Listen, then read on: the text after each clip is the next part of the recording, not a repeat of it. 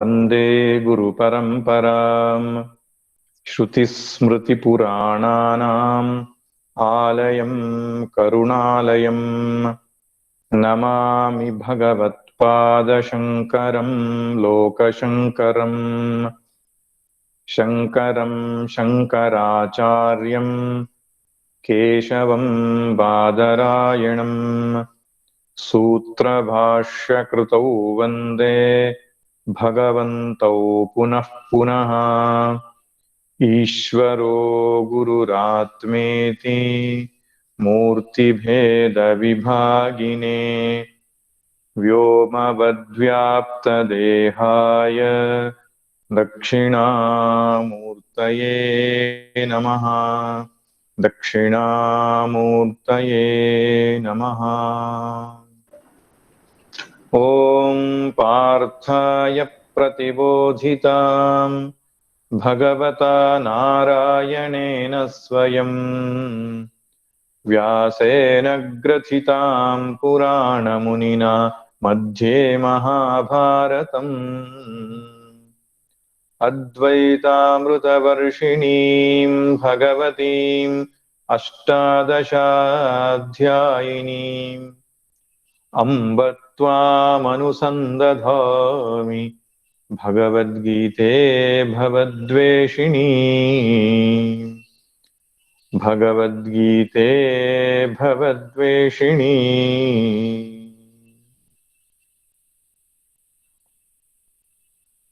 हरि ओम।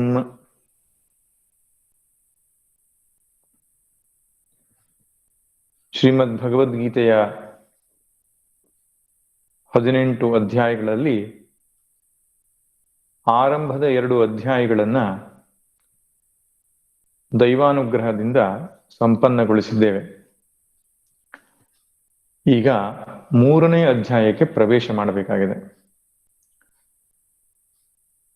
ಪ್ರವೇಶ ಮಾಡೋದಕ್ಕಿಂತ ಮೊದಲು ಸ್ವಲ್ಪ ಹಿಂದೆ ಚಿಂತಿಸಲ್ಪಟ್ಟಂತ ವಿಷಯಗಳನ್ನ ಮೆಲುಕು ಹಾಕಿ ಮತ್ತೆ ನಾವು 3ನೇ ಅಧ್ಯಾಯವನ್ನು ಆರಂಭ ಮಾಡೋಣ. ಮೊದಲನೆಯ ಸಂಗತಿ, ಶ್ರೀಮದ್ ಭಗವದ್ಗೀತೆಯು ವೇದಗಳ ಸಾರವಾಗಿದೆ. ಆದ್ದರಿಂದ ವೇದದಲ್ಲಿ ಹೇಳಲ್ಪಟ್ಟಂತಹ ವಿಷಯವನ್ನೇ ಸಾರ ಸಂಗ್ರಹ ರೂಪದಲ್ಲಿ ಭಗವದ್ಗೀತೆಯಲ್ಲಿ ಹೇಳಲ್ಪಟ್ಟಿದೆ. ವೇದದಲ್ಲಿ ಹೇಗೆ ಕರ್ಮಕಾಂಡ, ಉಪಾಸನಾಕಾಂಡ, ಜ್ಞಾನಕಾಂಡ, ತ್ರಿಕಾಂಡಾತ್ಮಕವಾದದ್ದು ವೇದ. ಆರಂಭದಲ್ಲಿ ಕರ್ಮಕಾಂಡ, ಮಧ್ಯದಲ್ಲಿ ಉಪಾಸನಾಕಾಂಡ, ಕೊನೆಯಲ್ಲಿ ಜ್ಞಾನಕಾಂಡ ಅಥವಾ ಉಪನಿಷತ್ತುಗಳು ಅಂತ ಹೇಳ್ತಾರೆ. ಹೇಗೋ ಹಾಗೆ ಇಲ್ಲಿಯೂ ಕೂಡ ಭಗವದ್ಗೀತೆಯ 18 ಅಧ್ಯಾಯಗಳನ್ನ ಬಲ್ಲವರು 3 ವಿಭಾಗವನ್ನಾಗಿ ಮಾಡಿದ್ದಾರೆ. 18 ಅಧ್ಯಾಯಗಳನ್ನ 6 ಅಧ್ಯಾಯಗಳ 3 ಭಾಗವನ್ನಾಗಿ ಮಾಡಿದ್ದಾರೆ. ಆರಂಭದ 6 ಅಧ್ಯಾಯಗಳನ್ನ ಪ್ರಥಮ ಷಟ್ಕ ಅಂತ ಹೇಳ್ತಾರೆ. ಮಧ್ಯದಲ್ಲಿರುವ 6 ಅಧ್ಯಾಯಗಳನ್ನ ಮಧ್ಯಮ ಷಟ್ಕ ಅಂತ ಹೇಳ್ತಾರೆ.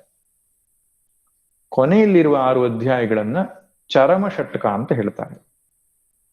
ಹೇಗೆ ವೇದದಲ್ಲಿ ಕರ್ಮಕಾಂಡ, ಉಪಾಸನಾಕಾಂಡ, ಜ್ಞಾನಕಾಂಡ ಇದೆಯೋ, ಶ್ರೀಮದ್ ಭಗವದ್ಗೀತೆಯಲ್ಲೂ ಕೂಡ ಆರಂಭದಲ್ಲಿ ಕರ್ಮಯೋಗದ ಷಟ್ಕ, ಮೊದಲ 6 ಅಧ್ಯಾಯಗಳು, ಮಧ್ಯದ 6 ಅಧ್ಯಾಯಗಳು ಉಪಾಸನಾ ಯೋಗ ಅಥವಾ ಭಕ್ತಿ ಯೋಗದ ಷಟ್ಕವಾಗಿದೆ. ಕೊನೆಯ 6 ಅಧ್ಯಾಯಗಳು ಜ್ಞಾನ ಯೋಗದ ಷಟ್ಕವಾಗಿದೆ. ಆದ್ದರಿಂದಲೇ ವೇದದ ಸಾರಭೂತವಾದ ಭಗವದ್ಗೀತೆಯೂ ಕೂಡ ವೇದದ ಹಾಗೆಯೇ ತ್ರಿಕಾಂಡಾತ್ಮಕವಾಗಿದೆ ಅಂತ ಹೇಳಬಹುದು. ಕರ್ಮಯೋಗ, ಭಕ್ತಿಯೋಗ, ಜ್ಞಾನ ಯೋಗವನ್ನು ಪ್ರತಿಪಾದಿಸ್ತಕ್ಕಂಥ ಭಗವದ್ಗೀತೆ ವೇದದ ಸಾರಭೂತವಾದಂಥ ಸಂಗತಿ. ಯಾರಿಗೆ ವೇದಾಧ್ಯಯನ ಮಾಡತಕ್ಕಂತಹ ಸಮಯಾವಕಾಶವಿಲ್ಲವೋ, ಸೌಲಭ್ಯವಿಲ್ಲವೋ ಅಂತಹವರು ಭಗವದ್ಗೀತೆಯನ್ನ ಚೆನ್ನಾಗಿ ಅಧ್ಯಯನ ಮಾಡಿದರೆ ವೇದದ ಸಾರ ಸರ್ವಸ್ವವನ್ನ, ಹಿಂದೂ ಸನಾತನ ಧರ್ಮದ ವೈದಿಕ ದರ್ಶನದ ಸಾರ ಸರ್ವಸ್ವವನ್ನ ತಿಳಿದುಕೊಂಡ ಹಾಗಾಗ್ತದೆ ಎಂಬುದನ್ನು ನಾವು ಚಿಂತನೆ ಮಾಡಿದ್ದೆವು. ತದನಂತರ ಆರಂಭದ ಅಧ್ಯಾಯ, ಪ್ರಥಮ ಅಧ್ಯಾಯದಲ್ಲಿ ಅರ್ಜುನ ವಿಷಾದ ಯೋಗದಲ್ಲಿ ಭಗವದ್ಗೀತೆಗೆ ಅಧಿಕಾರಿ ಯಾರು ಎಂಬುದನ್ನು ನೋಡಿದ್ದೆವು. ಶೋಕ, ಮೋಹ ಮತ್ತು ರಾಗ, ರಾಗ, ಶೋಕ, ಮೋಹ, ಇದು ಯಾರಿಗಿದೆಯೋ ಅವರು ಭಗವದ್ಗೀತೆಗೆ ಅಧಿಕಾರಿ. ಅರ್ಜುನನಿಗೆ ತನ್ನವರ ಬಗ್ಗೆ ರಾಗ ಉಂಟಾಗಿತ್ತು, ಅಟ್ಯಾಚ್ಮೆಂಟ್ ಉಂಟಾಗಿತ್ತು. ಅಟ್ಯಾಚ್ಮೆಂಟಿನ ಕಾರಣದಿಂದಾಗಿ ಶೋಕ ಅಂದ್ರೆ ದುಃಖ ಉಂಟಾಯಿತು. ಆ ದುಃಖ ಅನ್ನುವುದು ಅವನ ಬುದ್ಧಿಯನ್ನ ಆವರಿಸಿ ಮೋಹವನ್ನ ಉಂಟು ಮಾಡಿತು, ಅವಿವೇಕವನ್ನು ಉಂಟು ಮಾಡಿತು, ಕಿಂಕರ್ತವ್ಯ ಮೂಢನನ್ನಾಗಿ ಉಂಟು ಮಾಡಿತ್ತು. ಯುದ್ಧ ಮಾಡುವುದರ ಬದಲಾಗಿ ಯುದ್ಧದಿಂದ ಓಡಿ ಹೋಗುವ ಯೋಚನೆಯನ್ನು ತಂದುಕೊಟ್ಟಿತು. ಇದು ಪ್ರತಿಯೊಬ್ಬ ಸಂಸಾರಿಯ ಕಥೆ, ವ್ಯಥೆ. ಪ್ರತಿಯೊಬ್ಬ ಸಂಸಾರಿಯ ಜೀವನವು ಈ ರಾಗ, ಶೋಕ, ಮೋಹಗ್ರಸ್ತವಾಗಿದೆ. ನನ್ನದು, ನಾನು, ಇವುಗಳಿಗೆ ನಾವು ಮನಸ್ಸನ್ನು ಕೊಟ್ಟು ಸುಖ ದುಃಖ ಈ ಡೋಲಾಯಮಾನವಾದ ಪರಿಸ್ಥಿತಿಯಲ್ಲಿ ಇರುವಂತಹ ನಮಗೆ ವಿವೇಕ ಅನ್ನುವಂಥದ್ದು ಹೊರಟು ಹೋಗಿರ್ತದೆ. ಏನ್ ಮಾಡಬೇಕು, ಏನ್ ಮಾಡಬಾರದು ಅಂತ ತೋಚದಾಗತ್ತೆ ನಮಗೆ ಎಷ್ಟೋ ಸಲ. ಅಂಥವರಾದಂತಹ ನಮಗೆ, ಸಂಸಾರಿಗಳಿಗೆ ಶ್ರೀಮದ್ ಭಗವದ್ಗೀತೆಯು ಉತ್ತರವನ್ನ ಕೊಡುತ್ತೆ, ಪರಿಹಾರವನ್ನ ಕೊಡುತ್ತೆ ಎಂಬುದನ್ನ ಪ್ರಥಮ ಅಧ್ಯಾಯದಲ್ಲಿ ಕಂಡುಕೊಂಡೆವು. ಇನ್ನು ಎರಡನೇ ಅಧ್ಯಾಯದಲ್ಲಿ ಸಾಂಖ್ಯ ಯೋಗ ಎಂಬ ಹೆಸರಿನ ಈ ಅಧ್ಯಾಯದಲ್ಲಿ ಆತ್ಮವಿಚಾರ ಪ್ರಧಾನವಾಗಿರುವುದರಿಂದ ಅದಕ್ಕೆ ಸಾಂಖ್ಯ ಎಂಬ ಹೆಸರು ಬಂತು ಎಂಬುದನ್ನು ನೋಡ್ತಾ ಇಡೀ ಭಗವದ್ಗೀತೆಯ ಸಾರ ಸರ್ವಸ್ವ ಸಾಂಖ್ಯ ಯೋಗ ಎಂಬುದಾಗಿ ನೋಡಿದೆವು. ಹೀಗೆ ವೇದದ ಸಾರ ಸರ್ವಸ್ವವು ಭಗವದ್ಗೀತೆಯೋ, ಭಗವದ್ಗೀತೆಯ ಸಾರ ಸರ್ವಸ್ವ ದ್ವಿತೀಯೋಧ್ಯಾಯ, ಎರಡನೇ ಅಧ್ಯಾಯ ಸಾಂಖ್ಯ ಯೋಗವಾಗಿದೆ. ಈ ಸಾಂಖ್ಯ ಯೋಗದಲ್ಲಿ ಗುರು ಮತ್ತು ಶಿಷ್ಯನ ಲಕ್ಷಣವನ್ನ,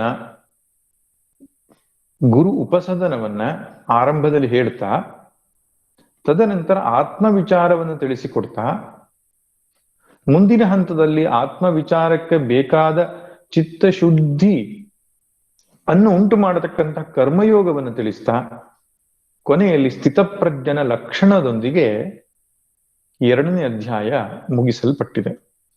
ಏಷಾ ಬ್ರಾಹ್ಮೀ ಸ್ಥಿತಿ ಪಾರ್ಥ ನೈನಾಂ ಪ್ರಾಪ್ತಿ ವಿಮುಹ್ಯತಿ ಸ್ಥಿತ್ವಾಸ್ಯಾಮಂತಕಾಲೇಪಿ ನಿರ್ವಾಣಂ ಗಚ್ಚತಿ ಬ್ರಹ್ಮ ನಿರ್ವಾಣ ಮೃಚ್ಛತಿ ಎಂದು ಹೇಳುತ್ತಾ ಭಗವಂತನು ಅಧ್ಯಾಯವನ್ನ ಮುಗಿಸಿದ್ದನು.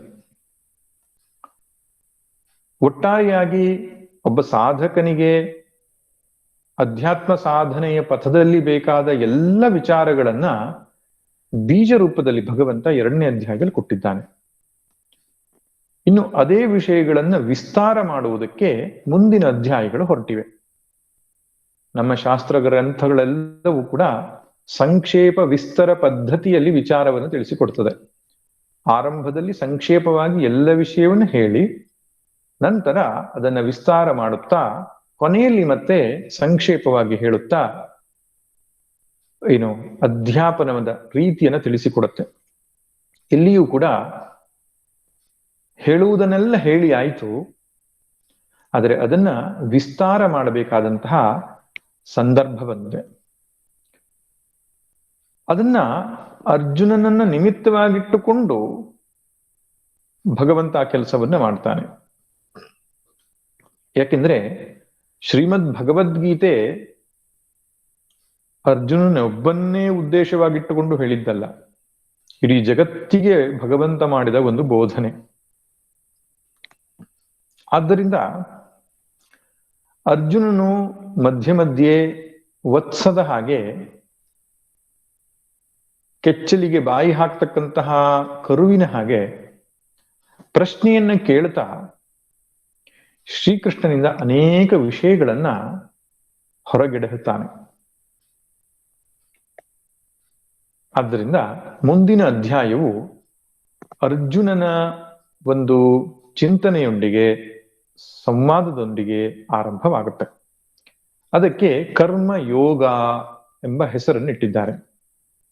ಪ್ರಧಾನವಾಗಿ ಕರ್ಮಯೋಗದ ವಿಚಾರ ಅಲ್ಲಿ ಚರ್ಚಿಸಲ್ಪಟ್ಟಿದ್ರಿಂದ ಕರ್ಮಯೋಗ ಅಂತ.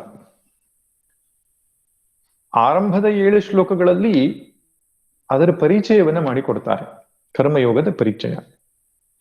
8ನೇ ಶ್ಲೋಕದಿಂದ ಆರಂಭ ಮಾಡಿ 20ನೇ ಶ್ಲೋಕದ ತನಕ ಕರ್ಮಯೋಗದ ಸವಿಸ್ತಾರವಾದಂತಹ ಒಂದು ಚಿಂತನೆ ಬರುತ್ತದೆ. ಕರ್ಮಯೋಗದ ಅನೇಕ ಮುಖಗಳನ್ನ ಭಗವಂತ ಹೇಳ್ತಾನೆ. 21ನೇ ಶ್ಲೋಕದಿಂದ ಆರಂಭ ಮಾಡಿ 29ನೇ ಶ್ಲೋಕದ ತನಕ ಭಗವಂತನು ಜ್ಞಾನಿಯ ಕರ್ತವ್ಯದ ಬಗ್ಗೆ ಹೇಳ್ತಾನೆ. ಗೃಹಸ್ಥ ಜ್ಞಾನಿಯ ಕರ್ತವ್ಯ, ಲೋಕ ಸಂಗ್ರಹ ಅಂತ ಕರೀತಾರೆ. ಅದರ ಬಗ್ಗೆ ವಿಮರ್ಶೆಯನ್ನು ಮಾಡಿದ್ದಾನೆ. ತದನಂತರ 30ನೇ ಶ್ಲೋಕದಿಂದ 35ರ ತನಕ ಇಡೀ ಕರ್ಮಯೋಗದ ಸಾರವನ್ನ ಒಮ್ಮೆ ಹೇಳಿ ಅಲ್ಲಿಗೆ ಕರ್ಮಯೋಗದ ಚಿಂತನೆ ಮುಗಿಸ್ತಾನೆ. ಮತ್ತೆ 36ನೇ ಶ್ಲೋಕದಲ್ಲಿ ಅರ್ಜುನನ ಒಂದು ಪ್ರಶ್ನೆ, ಮನುಷ್ಯನಿಗೆ ಬಯಕೆಗಳು ಆಸೆಗಳು ಏಕೆ ಬರ್ತವೆ ಎನ್ನುವಂತಹ ಪ್ರಶ್ನೆಯನ್ನ ಆಧರಿಸಿ ಅದಕ್ಕೆ ಉತ್ತರ ರೂಪದಲ್ಲಿ 43ನೇ ಶ್ಲೋಕದ ತನಕ ವಿಚಾರವನ್ನು ತಿಳಿಸಿದ್ದಾನೆ. ಹೀಗೆ ಆರಂಭದಲ್ಲಿ ಕರ್ಮಯೋಗದ ಪರಿಚಯ, ಕರ್ಮಯೋಗದ ವಿಸ್ತಾರ, ಲೋಕ ಸಂಗ್ರಹ ದೃಷ್ಟಿ, ತದನಂತರ ಕರ್ಮಯೋಗದ ಸಾರ, ಮತ್ತೆ ಅರ್ಜುನನ ಪ್ರಶ್ನೆಗೆ ಉತ್ತರ, ಇಷ್ಟು ಚಿಂತನೆಗಳನ್ನ ಒಳಗೊಂಡಂತಹದ್ದು ಈ 3ನೇ ಅಧ್ಯಾಯ ಕರ್ಮಯೋಗ. ನಾವು ಶ್ಲೋಕದಿಂದ ಆರಂಭ ಮಾಡೋಣ.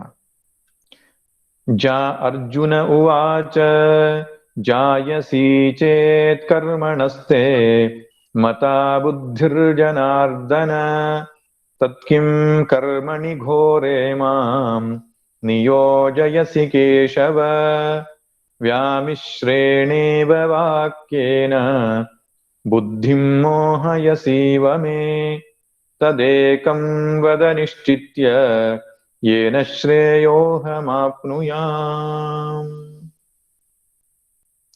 ಗುರು ಶಿಷ್ಯರ ಮಧ್ಯೆ ಸಂವಾದ ನಡೀತಾ ಇದೆ. ವಿವಾದ ಆಗಬಾರದು, ಸಂವಾದ ಆಗಬೇಕು ಅಂತ ಹೇಳ್ತಾರೆ. ಸಂವಾದದಲ್ಲಿ ತಮ್ಮ ಜ್ಞಾನವನ್ನ ವೃದ್ಧಿ ಮಾಡೋದಕ್ಕೋಸ್ಕರ ನಡೆಯತಕ್ಕಂತಹ ಒಂದು ವಾರ್ತಾಲಾಪ. ಉಪನಿಷತ್ತುಗಳಲ್ಲೆಲ್ಲ ಇದೇ ಕ್ರಮವನ್ನು ನಾವು ನೋಡ್ತೇವೆ. ತುಂಬಾ ಜನ ಶಿಷ್ಯರು ಕುಳಿತುಕೊಂಡು ಕೇಳುವಂಥದ್ದು, ಗುರುಗಳ ಮಾತ್ರ ಹೇಳುವಂಥದ್ದು ಆ ರೀತಿ ಇರ್ತಿರ್ಲಿಲ್ಲ. ಪಾಠದ ಮಧ್ಯದಲ್ಲಿ ಪ್ರಶ್ನೆಗಳು ಬಂದ್ರೆ ಅಲ್ಲಿಯೇ ಕೂತ್ಕೊಂಡು ಕೇಳ್ತಾ ಇದ್ರು. ಪರಸ್ಪರ ಚರ್ಚೆಗಳಾಗ್ತಾ ಇದ್ವು, ಪ್ರಶ್ನೋತ್ತರಗಳಾಗ್ತಾ ಇದ್ವು. ಈ ರೀತಿಯಾದಂತಹ ಒಂದು ಸಂವಾದದ ವ್ಯವಸ್ಥೆ ಪ್ರಾಚೀನ ಶಿಕ್ಷಣ ಪದ್ಧತಿಯಲ್ಲಿತ್ತು. ನಾನು ಪಾಠ ಮಾಡ್ತೇನೆ, ನೀವು ಕೇಳಿಸ್ಕೊಂಡು ಹೋಗಿ, ಅದರ ಬಗ್ಗೆ ಏನು ಪ್ರಶ್ನೆ ಕೇಳಬೇಡಿ, ಆ ರೀತಿಯಾಗಿರ್ಲಿಲ್ಲ. ಪ್ರಶ್ನೆ ಕೇಳಿ ಎಂಬುದಾಗಿ ಪ್ರಚೋದಿಸ್ತಾ ಇದ್ರು. ಪ್ರಶ್ನೆ ಯಾರ ಮನಸ್ಸಿಗೆ ಬರ್ತದೆ? ಯಾರು ಸರಿಯಾಗಿ ಕೇಳಿಸಿಕೊಂಡಿದ್ದಾರೋ ಅವರಿಗೆ ಪ್ರಶ್ನೆ ಬರ್ತದೆ. ಪ್ರಶ್ನೆ ಯಾರಿಗೆ ಬರೋಲ್ಲ? ಯಾರಿಗೆ ಎಲ್ಲವೂ ಗೊತ್ತಿದೆಯೋ ಅವ್ರ ಪ್ರಶ್ನೆ ಬರಲ್ಲ.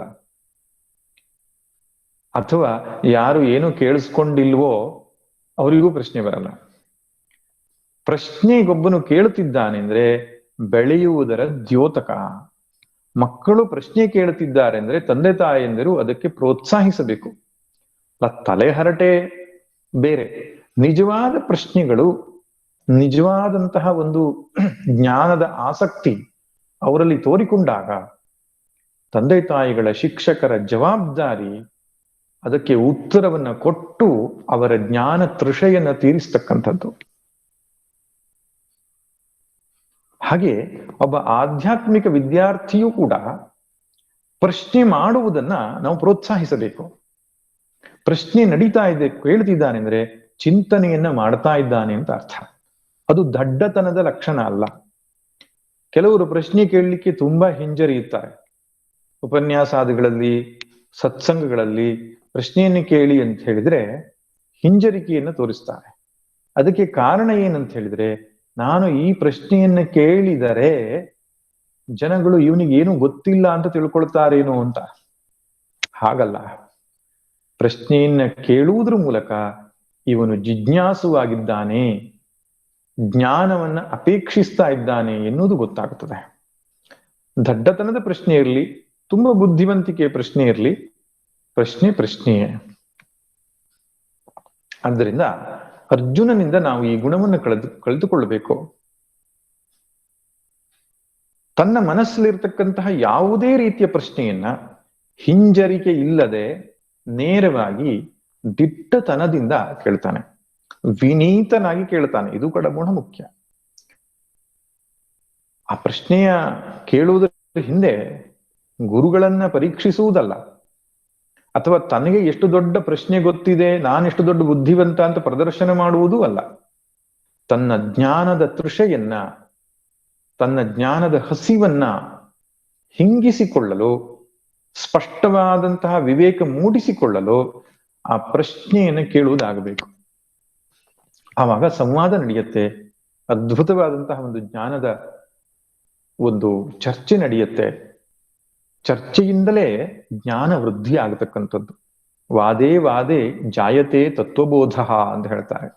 ವಾದ ಅಂದ್ರೆ ಸಂವಾದ ಅಂತ ಅರ್ಥ. ಸಂವಾದದಿಂದ ತತ್ವಬೋಧ ಉಂಟಾಗ್ತದೆ, ಜ್ಞಾನದ ವೃದ್ಧಿ ಉಂಟಾಗ್ತದೆ. ಪ್ರಾಚೀನ ಶೈಲಿ ಹಾಗೆ ಇತ್ತು. ಅದಕ್ಕೆ ಅರ್ಜುನ ಇಲ್ಲಿ ಪ್ರಶ್ನೆಯನ್ನ ಕೇಳ್ತಾ ಇದ್ದಾನೆ. ಅವನ ಪ್ರಶ್ನೆ ಯಾವುದು ಅಂದ್ರೆ, ಶ್ರೀ ಪರಮಾತ್ಮ, ಹೇ ಜನಾರ್ದನ, ದುಷ್ಟ ಜನರನ್ನ ಸಂಹಾರ ಮಾಡುವವನೇ, ಹೇ ಕೇಶವ, ಕೇಶಿ ಮುಂತಾದ ರಾಕ್ಷಸರನ್ನ ಕೊಂದವನೇ, ನನ್ನ ಪ್ರಶ್ನೆ ಏನು ಅಂದ್ರೆ, ನೀನು ಹಿಂದಿನ ಅಧ್ಯಾಯದಲ್ಲಿ, ಅಂದ್ರೆ ಹಿಂದೆ ನೀನು ಆಡಿರತಕ್ಕಂತಹ ಮಾತುಗಳಲ್ಲಿ ಜ್ಞಾನ ಯೋಗವನ್ನು ಹೊಗಳಿದ್ದೀಯ, ಮತ್ತೆ ನನಗೆ ಕರ್ಮವನ್ನ ಮಾಡು ಎಂಬುದಾಗಿ ಹೇಳ್ತಾ ಇದ್ದೀಯ.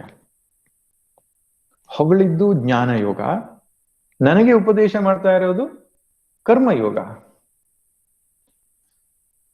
ಅದು ತಪ್ಪಲ್ವೇ ಅಂತ. ಯಾಕೆ ಹಾಗೆ ಮಾಡ್ತಿದ್ದಿ ನೀನು? ನನಗೆ ಜ್ಞಾನದ ಬಗ್ಗೆಯೇ ಆಸಕ್ತಿ ಇದೆ. ಅದಕ್ಕೆ ನಾನು ಹೇಳ್ತಾ ಇರೋದು, ಬೇಡ ಯುದ್ಧ, ಘೋರವಾದ ಯುದ್ಧವನ್ನ ಮಾಡಿ ರಕ್ತಸಿಕ್ತವಾದ ಭೋಗವನ್ನು ಅನುಭವಿಸುವುದಕ್ಕಿಂತ ಎಲ್ಲೋ ಕಾಡಿನಲ್ಲಿ ವಾಸಿಸಿಕೊಂಡು ಶಾಸ್ತ್ರ ಚಿಂತನೆಯಲ್ಲಿ, ಭಿಕ್ಷಾಟನೆಯಲ್ಲಿ ಜೀವನವನ್ನ ಕಳೆಯುವುದೇ ಸೂಕ್ತ ಎಂಬುದಾಗಿ ನನಗನ್ನಿಸ್ತಾ ಇದೆ. ನೀನು ಕೂಡ ಅದನ್ನೇ ಹೇಳ್ತಿದ್ಯಾ, ಜ್ಞಾನವೇ ಶ್ರೇಷ್ಠ ಎಂಬುದಾಗಿ ಹೇಳ್ತಿದ್ಯಾ. ಎಲ್ಲಿ ಹೇಳಿದ್ದಾನೆ ಅವನು? 2ನೇ ಅಧ್ಯಾಯದ 11ನೇ ಶ್ಲೋಕದಿಂದ 25ನೇ ಶ್ಲೋಕದವರೆಗೆ 15 ಶ್ಲೋಕಗಳು ಪೂರ್ತಿ ಆತ್ಮವಿಚಾರವನ್ನೇ ಅವನು ಹೇಳಿದ್ದು. ಆತ್ಮಕ್ಕೂ ಅನಾತ್ಮಕ್ಕೂ ಇರತಕ್ಕಂತಹ ವ್ಯತ್ಯಾಸವನ್ನೇ ಹೇಳಿದ್ದು. ತದನಂತರ ತ್ರೈಗುಣ್ಯ ವಿಷಯ ವೇದ ನಿಸ್ತ್ರೈಗುಣ್ಯೋ ಭವಾರ್ಜುನ, ನಿರ್ದ್ವಂದ್ವೋ ನಿತ್ಯಸತ್ವಸ್ಥೋ ನಿರ್ಯೋಗಕ್ಷೇಮ ಆತ್ಮಮಾನ್ ಮುಂತಾದ ಕಡೆಗಳಲ್ಲಿ ವಿಷಯ ಭೋಗದ ನಿರಾಕರಣೆಯನ್ನ ಹೇಳ್ತಾ ಆ ಮೋಕ್ಷ ಸಾಧನೆಯನ್ನೇ ಎತ್ತಿ ಹಿಡಿದುದನ್ನು ಕಾಣುತ್ತೇವೆ. ಮತ್ತು ಅಧ್ಯಾಯದ ಕೊನೆಯಲ್ಲಿ ಸ್ಥಿತಪ್ರಜ್ಞನ ಲಕ್ಷಣವನ್ನ ಹೇಳುವಾಗ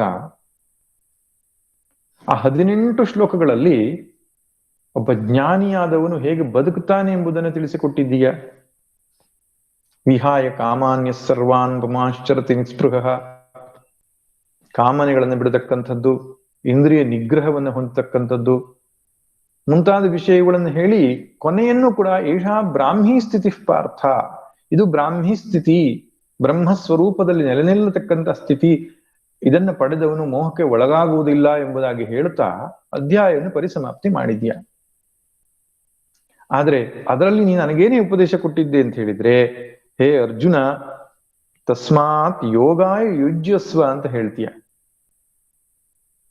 ಕರ್ಮಣ್ಯೇವಾಧಿಕಾರಸ್ಥಂ ವಾಧಿಕಾರಸ್ಥಂ ಅಂತ ಹೇಳಿದ್ಯಾ. ಕರ್ಮಣಿಯೇವ ಅಧಿಕಾರ ತ್ವಂ, ನಿನಗೆ ಕರ್ಮದಲ್ಲಿ ಅಧಿಕಾರ, ಯೋಗಕ್ಕಾಗಿ ಯುದ್ಧ ಮಾಡು ಎಂಬುದಾಗಿ ಹೇಳ್ತಿದ್ಯಾ. ಹೊಗಳಿದ್ದು ಜ್ಞಾನವನ್ನ, ನನಗೆ ಪ್ರಚೋದಿಸ್ತಾ ಇರತಕ್ಕಂಥದ್ದು ನೀನು ಕರ್ಮವನ್ನ. ಆದ್ದರಿಂದ ನನಗೆ ಗೊಂದಲ ಉಂಟಾಗಿದೆ ಅಂತ ಹೇಳ್ತಾನೆ. ಜಾಯಸಿ ಚೇತ್ ಕರ್ಮಣಹತೆ ಮತಾ ಜನಾರ್ದನ. ಬುದ್ಧಿ ಅಂದ್ರೆ ಜ್ಞಾನ ಯೋಗ ಅಂತ ಅರ್ಥ ಇದೆ ನೋಡಿ. ಸಂಸ್ಕೃತದ ಶಬ್ದಗಳನ್ನ ನಾವು ಅರ್ಥ ಮಾಡುವಾಗ ಕಾಂಟೆಕ್ಸ್ಟ್ ಅಂದ್ರೆ ಪ್ರಸಂಗಕ್ಕೆ ಅನುಗುಣವಾಗಿ ಅರ್ಥವನ್ನ ಮಾಡಬೇಕು. ಈ ಶ್ಲೋಕದಲ್ಲಿ ಬುದ್ಧಿ ಎನ್ನುವ ಶಬ್ದಕ್ಕೆ ಅರ್ಥ ಜ್ಞಾನ ಅಂತ ಅರ್ಥ. ಬುದ್ಧಿ ಎನ್ನುವ ಶಬ್ದಕ್ಕೆ ಇನ್ನೊಂದು ಅರ್ಥವೂ ಇದೆ ಪ್ರಸಿದ್ಧವಾದದ್ದೇನು, ನಮ್ಮ ಇನ್ಸ್ಟ್ರೂಮೆಂಟ್, ಜ್ಞಾನ ಸಾಧನವಾಗಿರತಕ್ಕಂತಹ, ಜ್ಞಾನಕ್ಕೆ ಉಪಕರಣವಾಗಿರತಕ್ಕಂಥ ನಿಶ್ಚಯಾತ್ಮಿಕವಾದ ಬುದ್ಧಿ, ಅಂತಃಕರಣ ವೃತ್ತಿ, ಅದಕ್ಕೂ ಬುದ್ಧಿ ಅಂತ ಕರೀತಾರೆ. ಮನಸ್ಸು ಬುದ್ಧಿ ಅಂತ ಪ್ರಸಿದ್ಧವಾದಂತಹ ಹೆಸರು ಹಾಗೆ ಬುದ್ಧಿ ಅಂತ. ಆದ್ರೆ ಈ ಪ್ರಸಂಗದಲ್ಲಿ ಬುದ್ಧಿ ಅಂದ್ರೆ ಜ್ಞಾನ ಯೋಗ ಅಂತ, ಆತ್ಮವಿಚಾರ ಅಂತ ಅರ್ಥ. ಹೇ ಭಗವಂತ, ಆತ್ಮವಿಚಾರವು ಕರ್ಮಯೋಗಕ್ಕಿಂತ ಜಾಯಸಿ ಶ್ರೇಷ್ಠ ಅಂತ ಆಗಿದ್ರೆ ತತ್ ಕಿಂ ಘೋರೇ ಕರ್ಮಣಿ ಮಾಂ ನಿಯೋಜಯಸಿ, ನನಗೆ ಈ ಘೋರವಾದ ಕರ್ಮದಲ್ಲಿ ನನಗೆ ಯಾಕೆ ನೂಗ್ತಾ ಇದ್ದೀಯಾ? ಜ್ಞಾನಕ್ಕೆ ನನ್ನನ್ನ ಉದ್ಯುಕ್ತಗೊಳಿಸು, ಜ್ಞಾನ ಮಾರ್ಗಕ್ಕೆ ನನ್ನನ್ನು ಕರೆದುಕೊಂಡು ಹೋಗು. ನಾನು ಕರ್ಮವನ್ನು ಬಿಟ್ಟು ತೆರಳಲಿಕ್ಕೆ ಸಿದ್ಧನಾಗಿದ್ದೇನೆ, ಆದ್ರೆ ನೀನು ಕರ್ಮ ಮಾಡುವಂತಿದ್ಯಾ ಇಲ್ಲಿ, ಅದು ನನಗೆ ಗೊಂದಲ ಆಗಿದೆ. ಜ್ಞಾನವನ್ನ ಹೊಗಳಿದ್ದೀಯಾ, ಆ ಮಾರ್ಗದಲ್ಲಿ ಉಪಕ್ರಮಿಸ್ಲಿಕ್ಕೆ ಹೊರಟಂತಹ ನನ್ನನ್ನ ತಡೆದು ಕರ್ಮದಲ್ಲಿ ತೊಡಗಿಸ್ತಾ ಇದ್ದೀಯಾ. ಇದು ಯಾರಿಗೋ ಹೇಳಿದ ಹಾಗೆ ನೋಡಿ, ಇಲ್ಲಿಂದ ನಿಮ್ಮೂರಿಗೆ ಹೋಗ್ಲಿಕ್ಕೆ ಎಕ್ಸ್ಪ್ರೆಸ್ ಟ್ರೈನ್ ಇದೆ ಅಂತ ಹೇಳೋದು, ತುಂಬಾ ಬೇಗನೆ ಹೋಗಿ ಮುಟ್ಟತ್ತೆ ಅಂತ ಹೇಳೋದು. ಆದ್ರೆ ನೀವು ಬಸ್ನಲ್ಲೇ ಹೋಗಿ ಅಂತ ಹೇಳೋದು, ಅದು ಹೇಗೆ? ಅದು ಅಂದ್ರೆ ಯೋಗ್ಯವಾದದ್ದನ್ನು ಹೇಳಿ ಕನಿಷ್ಠವಾದದಕ್ಕೆ ನಮ್ಮನ್ನ ಪ್ರೇರೇಪಣೆ ಕೊಟ್ಟರೆ ಗೊಂದಲ ಆಗುವುದಿಲ್ವೇ? 500 ರೂಪಾಯಿ ನೋಟು, 100 ರೂಪಾಯಿ ನೋಟು, 50 ರೂಪಾಯಿ ನೋಟು ಎಲ್ಲಾ ಮುಂದಿಟ್ಕೊಂಡು ಇದೆಲ್ಲವಕ್ಕೂ ನೀನು ಆಹನಾಗಿದ್ದೀಯಾ, ಆದ್ರೆ 50 ರೂಪಾಯಿ ತಗೋ ಅಂತ ಹೇಳಿದ್ರೆ ಹೇಗೆ? ಹಾಗೆ ಹೇಳಿದಂತೆ ಅರ್ಜುನನಿಗೆ ಅನಿಸಿತ್ತು. ಅದಕ್ಕೆ ಅವನು ಹೇಳ್ತಾನೆ, ವ್ಯಾಮಿಶ್ರೇನೇವ ವಾಕ್ಯೇನ ಬುದ್ಧಿಂ ಮೋಹಯಸೀವ ಮೇ. ವ್ಯಾಮಿಶ್ರ ಅಂತ ಹೇಳಿದ್ರೆ ಗೊಂದಲಮಯವಾಗಿರತಕ್ಕಂತಹ, ಸಂದೇಹಕ್ಕೆ ಆಸ್ಪದವನ್ನು ಉಂಟು ಮಾಡತಕ್ಕಂತಹ ವಾಕ್ಯಗಳಿಂದ, ಮಾತುಗಳಿಂದ ನನ್ನ ಬುದ್ಧಿಗೆ ಮೋಹ ಉಂಟಾದ ಹಾಗೆ ಆಗಿದೆ ಅಂತ ಹೇಳ್ತಾನೆ. ಇಲ್ಲಿ ಬುದ್ಧಿ ಅನ್ನೋ ಶಬ್ದಕ್ಕೆ ಇನ್ಸ್ಟ್ರೂಮೆಂಟ್, ಇಂಟಲೆಕ್ಟ್ ಅಂತ ಅರ್ಥ. ನಾವು ಸಾಮಾನ್ಯ ಲೌಕಿಕದಲ್ಲಿ ಬಳಸ್ತೇವಲ್ಲ ಬುದ್ಧಿ ಎನ್ನುವ ಉಪಕರಣ. ಹಿಂದಿನ ಶ್ಲೋಕದಲ್ಲಿ ಬುದ್ಧಿ ಅಂದ್ರೆ ಜ್ಞಾನ. ನನ್ನ ಬುದ್ಧಿಗೆ ಮೋಹ ಉಂಟಾದ ಹಾಗೆ, ಅವಿವೇಕ ಉಂಟಾದ ಹಾಗೆ ಆಗಿದೆ ಅಂತ ಹೇಳ್ತಾನೆ.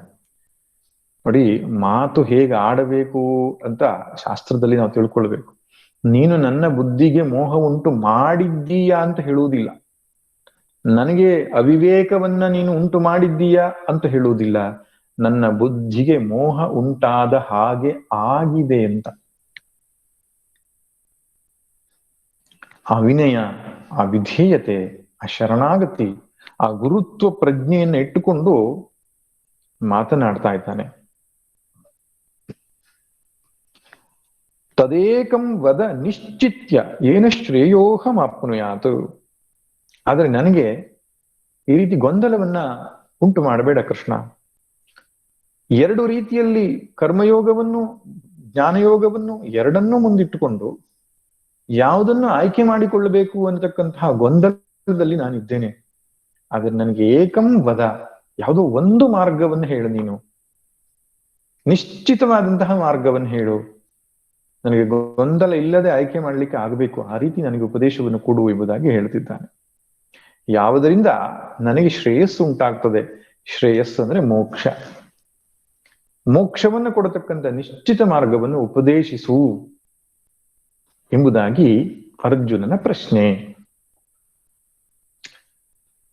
ಎಷ್ಟೋ ಜನ ಲೌಕಿಕರು ಈ ಮಾತುಗಳನ್ನು ಹೇಳ್ತಾನೆ. ಜ್ಞಾನ ಯೋಗ ಶ್ರೇಷ್ಠವೋ, ಕರ್ಮಯೋಗ ಶ್ರೇಷ್ಠವೋ, ಭಕ್ತಿ ಯೋಗ ಶ್ರೇಷ್ಠವೋ, ಹಠಯೋಗ ಶ್ರೇಷ್ಠವೋ, ಕುಂಡಲಿನಿ ಯೋಗ ಶ್ರೇಷ್ಠವೋ, ಜಪಯೋಗ ಹೀಗೆ ಯೋಗಗಳು ಅನೇಕ ಇವೆ ಅಂತ ಭ್ರಮಿಸಿಕೊಂಡು ಯಾವ ಯೋಗ ಶ್ರೇಷ್ಠ ಎಂಬುದಾಗಿ ಒಂದು ಪ್ರಶ್ನೆ ಮಾಡಲಿಕ್ಕುಂಟು. ಆರಂಭದಲ್ಲಿ ನಾನು ಹೇಳಿದ್ದೇನೆ, ಭಗವದ್ಗೀತೆಯಲ್ಲಿ 18 ಯೋಗ ಇದೆ ಅಂತ ಹೇಳುವವರು ಕೆಲವರಿದ್ದಾರೆ. ಅದು ತಪ್ಪು, ಅದು ಭ್ರಾಂತಿ. ಇದೇ ಮುಂದಿನ ಶ್ಲೋಕದಲ್ಲಿ ಭಗವಂತ ಆ ಭ್ರಾಂತಿಯನ್ನು ತೆಗಿತಾನೆ. 18 ಯೋಗಗಳಿಲ್ಲ. ಆದರೆ ಜನರ ಮನಸ್ಸಲ್ಲಿ ಏನಿದೆ ಅಂದ್ರೆ, ಮೋಕ್ಷಕ್ಕೆ 100 ದಾರಿಗಳು, ಯಾವ ದಾರಿಯಿಂದ ನಡೆದರೂ ಕೂಡ ನಿಮಗೆ ಅಂತಿಮವಾಗಿ ಮೋಕ್ಷ ಸಿಗ್ತದೆ. ಕೆಲವೊಂದು ದಾರಿ ವೇಗವಾಗಿ ಕ್ರಮಿಸ್ತದೆ, ಕೆಲವೊಂದು ದಾರಿ ನಿಧಾನವಾಗಿ ಕ್ರಮಿಸ್ತದೆ. ಆದ್ದರಿಂದ ಯಾವ ದಾರಿ ಶ್ರೇಷ್ಠ? ಈ ರೀತಿಯಾದಂತಹ ಪ್ರಶ್ನೆಗಳನ್ನ ಲೌಕಿಕರು ಕೇಳ್ತಾರೆ. ಇದಕ್ಕೆ ಕಾರಣ ಏನಂದ್ರೆ, ಅಧ್ಯಾತ್ಮ ಸಾಧನೆಯ ನಿಶ್ಚಿತವಾದ ಪಥವನ್ನ ಅವರು ತಿಳಿಯದೇ ಇರುವುದಾಗಿದೆ. ಶಾಸ್ತ್ರ ಗ್ರಂಥಗಳನ್ನು ನಾವು ಅಧ್ಯಯನ ಮಾಡಬೇಕು. ಯಾಕೆಂದ್ರೆ ಇಂತಹ ಅನೇಕ ಗೊಂದಲಗಳನ್ನು ನಮಗೆ ದೂರ ಮಾಡ್ತದೆ. ಅರ್ಜುನನ ಪ್ರಶ್ನೆಯ ಮೂಲಕ ನಮಗೆ ಉತ್ತರವನ್ನ ಭಗವಂತ ಕೊಡ್ತಾ ಇದ್ದಾನೆ. ಈ ಎರಡು, ಕರ್ಮಯೋಗ ಮತ್ತು ಜ್ಞಾನಯೋಗ, ಅದು ಎರಡರಲ್ಲಿ ಯಾವುದು ಆಯ್ಕೆ ಮಾಡಲಿಕ್ಕೆ ಯೋಗ್ಯವಾದದ್ದು ಎಂಬುದು ಅರ್ಜುನನ ಪ್ರಶ್ನೆ. ಅರ್ಜುನಿಗೆ ಕಮಾಂಡ್ ಮಾಡಿ ಅಭ್ಯಾಸ. ಸೇನೆಯಲ್ಲೆಲ್ಲ ಅವರಿಗೆಲ್ಲ ಎರಡರಲ್ಲೊಂದು ಹೇಳಿಬಿಡ್ಬೇಕು, ಹಾಗೆ ಹೀಗೆ ಅಂತಿಲ್ಲ. ಸ್ಪಷ್ಟವಾದಂತಹ ಒಂದು ಆದೇಶ ಕೊಟ್ಬಿಟ್ರೆ ಸೇನೆ ಹಾಗೆ ನಡ್ಕೊಳ್ತದೆ. ಆ ಅಭ್ಯಾಸ ಇರುವುದರಿಂದ ಯಾವುದೋ ಒಂದನ್ನು ಹೇಳಪ್ಪ ಕೃಷ್ಣ ಎಂಬುದಾಗಿ ತನ್ನ ಮನಸ್ಸಿನ ಭಾವನೆಯನ್ನು ಹೇಳಿದ್ದಾನೆ. ಈಗ ಭಗವಂತ ಏನು ಉತ್ತರ ಕೊಡ್ತಾನೆ ಎಂಬುದಾಗಿ ನೋಡೋಣ. ಶ್ರೀ ಭಗವಾನುವಾಚ ಲೋಕೇಸ್ಮಿನ್ ದ್ವಿವಿಧಾ ನಿಷ್ಠಾ ಪುರಾ ಪ್ರೋಕ್ತಾ ಮಯಾ ನಘ ಜ್ಞಾನಯೋಗೇನ ಸಾಂಖ್ಯಾನಾಂ ಕರ್ಮಯೋಗೇನ ಯೋಗಿನಾಂ. ಬಹಳ ಮುಖ್ಯವಾದಂತಹ ಒಂದು ಶ್ಲೋಕ. ಈ ಶ್ಲೋಕವನ್ನ ಶಂಕರ ಭಗವತ್ಪಾದರು ಅಲ್ಲಲ್ಲಿ ಕೊಟೇಶನ್ ಮಾಡ್ತಾ ಹೋಗ್ತಾರೆ. ಇದರಲ್ಲಿ ಮೊದಲ ಸಂಗತಿ ನಾವು ತಿಳಿಬೇಕಾದ್ದೇನೆಂದ್ರೆ, ಎರಡರಲ್ಲಿ ಯಾವುದು ಒಂದನ್ನು ನಿಶ್ಚಿತವಾಗಿ ಹೇಳು ಎಂಬ ಅರ್ಜುನನ ಒಂದು ಪ್ರಶ್ನೆಗೆ ಭಗವಂತ ಯಾವುದೋ ಒಂದು ಮಾರ್ಗವನ್ನು ನಿಶ್ಚಿತವಾಗಿ ಹೇಳಲಿಕ್ಕೆ ಹೊರಟಿಲ್ಲ. ನಮ್ಮಲ್ಲಿ ಎರಡು ರೀತಿಯ ಬೋಧನೆಗಳನ್ನು ನೋಡ್ತೇವೆ. ಕೆಲವರು ಆದೇಶವನ್ನ ನೀಡ್ತಾರೆ, ಕಮಾಂಡ್ಸ್ ಅನ್ನ ನೀಡ್ತಾರೆ. ಅದಕ್ಕೆ ಪ್ರೀಚಿಂಗ್ ಅಂತ ಹೇಳ್ತಾರೆ. ನೀನು ಹೀಗೆ ಮಾಡು, ಹೀಗೆ ಮಾಡಬೇಡ, ಹೀಗಿರ್ಬೇಕು, ಹೀಗಿರಬಾರದು, ಬೆಳಿಗ್ಗೆ 4 ಗಂಟೆಗೆ ಏಳಬೇಕು, ಸಂಧ್ಯಾ ಸ್ನಾನವನ್ನ ಮಾಡಬೇಕು, ಧ್ಯಾನವನ್ನ ಮಾಡಬೇಕು. ಇದಕ್ಕೆ ಪ್ರೀಚಿಂಗ್, ಆದೇಶಗಳನ್ನ ಹೇಳ್ತಕ್ಕಂಥದ್ದು. ಅವ್ರು ಹೇಳಿದ ಹಾಗೆ ಅವ್ರು ನಡ್ಕೊಳ್ಬೇಕು, ಅದರಿಂದ ಒಳ್ಳೇದಾಗ್ತದೆ ಅಷ್ಟೇ. ಅದಕ್ಕಿಂತ ಹೊರತಾಗಿ ವಿಶ್ಲೇಷಣೆಗಳಿಲ್ಲ.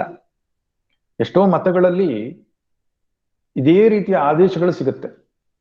ನೀನು ಈ ಹಬ್ಬವನ್ನು ಹೀಗೆ ಆಚರಿಸಬೇಕು, ನೀನು ಜೀವನದಲ್ಲಿ ಹೀಗೆ ನಡ್ಕೊಳ್ಬೇಕು, ಇಲ್ಲದಿದ್ರೆ ದೇವರು ನಿನ್ನನ್ನು ಕ್ಷಮಿಸುವುದಿಲ್ಲ, ಇಷ್ಟೇ. ಈ ಆದೇಶಗಳನ್ನ ನಾವು ಕೊಟ್ರೆ ನಿಜವಾದಂತಹ ಅದರ ಅನುಸರಣೆ ಆಗುವುದಿಲ್ಲ.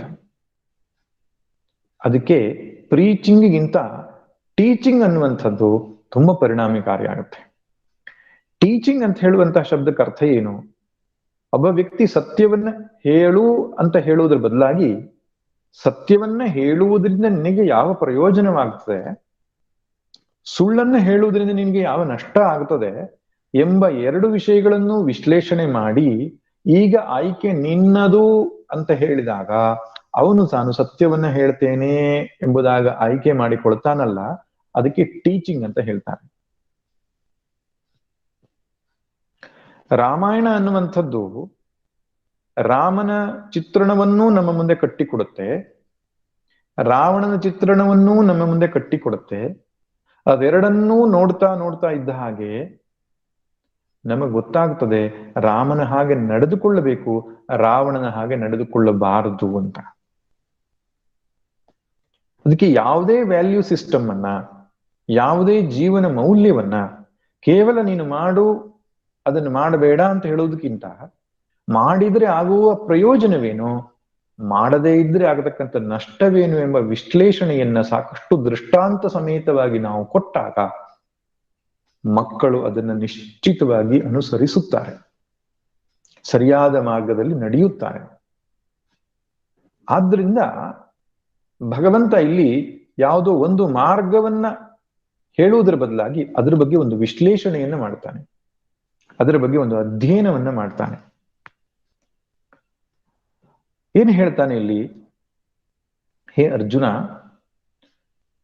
ಲೋಕೇಸ್ಮಿನ್ ಅಂದ್ರೆ ಈ ಜಗತ್ತಿನಲ್ಲಿ ಎರಡು ನಿಷ್ಠೆಗಳಿವೆ. ಆ ನಿಷ್ಠೆ ಎರಡನ್ನ, ನಿಷ್ಠಾದ್ವಯಗಳನ್ನ ನಾನು ಪುರಾ ಪ್ರೋಕ್ತ, ಹಿಂದೆ ನಾನೇ ಹೇಳಿದ್ದೆ ಅಂತ ಹೇಳ್ತಾನೆ. ಹಿಂದೆ ನಾನೇ ಹೇಳಿರತಕ್ಕಂತಹ ಆ ವಿಷಯವನ್ನ ಮತ್ತೊಮ್ಮೆ ನಿನಗೆ ಪ್ರಸ್ತಾಪಿಸ್ತಾ ಇದ್ದೇನೆ. ಎರಡು ನಿಷ್ಠೆಗಳಿವೆ ಜಗತ್ನಲ್ಲಿ. ನಿಷ್ಠೆ ಎನ್ನುವ ಶಬ್ದಕ್ಕೆ ಅರ್ಥ ಆಮೇಲೆ ನೋಡೋಣ. ಜ್ಞಾನಯೋಗೇನ ಸಾಂಖ್ಯಾನಾಂ ಕರ್ಮಯೋಗೇನ ಯೋಗಿನಾಂ. ಸಾಂಖ್ಯರಿಗೆ ಜ್ಞಾನಯೋಗದ ನಿಷ್ಠೆ ಮತ್ತು ಕರ್ಮಯೋಗ ನಿಷ್ಠೆಯುಳ್ಳವರಿಗೆ ಕರ್ಮಯೋಗದ ಸಾಧನೆ, ಯೋಗದ ನಿಷ್ಠೆಯುಳ್ಳವರಿಗೆ ಕರ್ಮಯೋಗದ ಸಾಧನೆ. ಇದು ಗುರುಮುಖೇನ ನಾವು ಅಧ್ಯಯನ ಮಾಡಿದ್ರೆ ಅರ್ಥವಾಗದೇ ಇರತಕ್ಕಂಥ ವಿಷಯ ಆಗ್ಬಿಡ್ತದೆ. ಎರಡು ಮಾರ್ಗ ಹೇಳಿದ್ದೇನೆ, ಕರ್ಮದ ಯೋಗದ ಮಾರ್ಗ, ಜ್ಞಾನ ಯೋಗದ ಮಾರ್ಗ, ಎರಡು ಮಾರ್ಗ ಹೇಳಿದ್ದೇನೆ ಅಂತ ಹೇಳಿದಾಗ ಆಗ್ಬಿಡುತ್ತೆ ಅದು ಮೇಲ್ನೋಟಕ್ಕೆ. ಏನು ಹೇಳೇ ಇಲ್ವಲ್ಲ ಕೃಷ್ಣ ಅಂತ. ಹಾಗಲ್ಲ, ತುಂಬಾ ಸೂಕ್ಷ್ಮವಾದ ಸಂಗತಿ ಇದೆ. ಮೊದಲನೇದು, ಭಗವದ್ಗೀತೆ ಅನ್ನೋದು ಹೊಸ ಉಪದೇಶ ಅಲ್ಲ ಎನ್ನುವುದು ನಮ್ಗೆ ಹೇಗೆ ಗೊತ್ತಾಗುತ್ತೆ ಅಂದ್ರೆ, ಭಗವಂತ ಹೇಳ್ತಾನೆ ನಾನು ಹಿಂದೆ ಹೇಳಿರುವ ವಿಷಯಗಳು ಇದು ಅಂತ. ಅದೇ ಮುಂದೆ 4ನೇ ಅಧ್ಯಾಯದಲ್ಲೂ ಅವನು ಹೇಳ್ತಾನೆ, ಈ ಜ್ಞಾನವನ್ನ ನಾನು ಸೂರ್ಯನಿಗೆ ಕೊಟ್ಟೆ, ಸೂರ್ಯ ಮನುವಿಗೆ, ಈ ಮುಂತಾದಂತಹ ಚಿಂತನೆಯ ಮೂಲಕ ಅದು ಹೊಸ ಉಪದೇಶ ಅಲ್ಲ ಎಂಬುದಾಗಿ ಹೇಳ್ತಾನೆ. ಇಲ್ಲಿಯೂ ಕೂಡ ಈ ವಿಚಾರಗಳನ್ನು ಹಿಂದೆ ನಾನು ಹೇಳಿದ್ದೆ ಅಂತ ಹೇಳ್ತಾನೆ. ಹಿಂದೆ ಎಲ್ಲಿ ಹೇಳಿದ್ದಾನೆ ಅಂದ್ರೆ ವೇದದಲ್ಲಿ ಹೇಳಿದ್ದಾನೆ.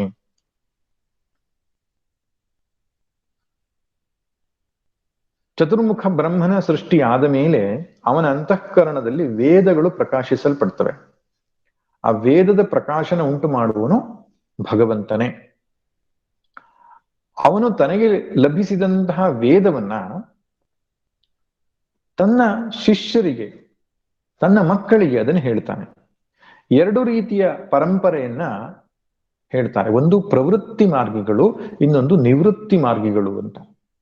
ಮರೀಚ್ಯಾದಿ ಪ್ರಜಾಪತಿಗಳಿಗೆ ಪ್ರವೃತ್ತಿ ಮಾರ್ಗಿಗಳು ಅಂತ ಅಂದ್ರೆ ಅವರು ಮದುವೆ ಆಗ್ತಾರೆ, ಮಕ್ಕಳನ್ನು ಪಡೀತಾರೆ, ಸಂಸಾರದ ಎಲ್ಲ ಸುಖಭೋಗಗಳನ್ನು ಅನುಭವಿಸ್ತಾರೆ, ಅದರೊಟ್ಟಿಗೆ ಏನು ಅಧ್ಯಾತ್ಮ ಸಾಧನೆಯನ್ನು ಮಾಡ್ಕೊಂಡು ಹೋಗ್ತಾರೆ.